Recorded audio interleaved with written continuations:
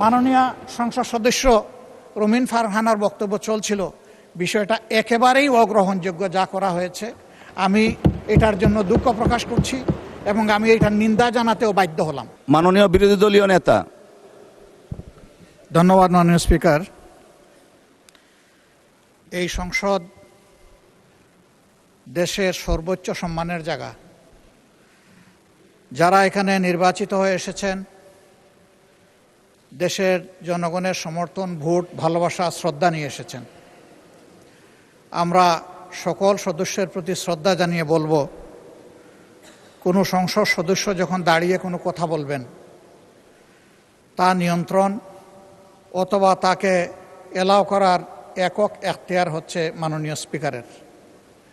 সেই জায়গায় আজকে লক্ষ্য করলাম যে একজন স্বতন্ত্র সংসদ সদস্য তিনি যখন কথা বলছিলেন, দুঃখজনকভাবে ট্রেজারি বেঞ্চ থেকে সম্মানিত কিছু সদস্য এমন কিছু অঙ্গভঙ্গি করেছেন যেটা আমার বিবেকে আঘাত লেগেছে। আমি এটা আশা করি না। এমনকি আমি এও লক্ষ্য করলাম, একবার দুইবার নয়, 4 বার 5 বার নির্বাচিত হয়ে এই সংসদে যারা এসেছেন তাদের কেউ কেউ এই কাজটা করেছেন। আমি এখানে তাদের নাম বলে আমি নিজে লজ্জা পেতে চাই না। আমরা প্রথম দিনই অনুরোধ করেছিলাম ভালো কিছু সংস্কৃতির চর্চা হোক এখানে, এবং আমরা শিখতে চাই।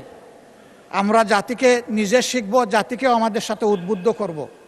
মাননীয় স্পিকার, আজকে 2 বারই লক্ষ্য করলাম যে ট্রেজারি বেঞ্চ যেখানে আপনাকে সবচেয়ে বেশি সহযোগিতা করার কথা, সেখানে আপনি বারবার অনুরোধ করা পক্ষেও তিনারা চালিয়েই যাচ্ছেন। আপনি মাইক দেন নাই, তারপরেও সংসদে কি হচ্ছে আমরা কিছুই বুঝতে পারছি না।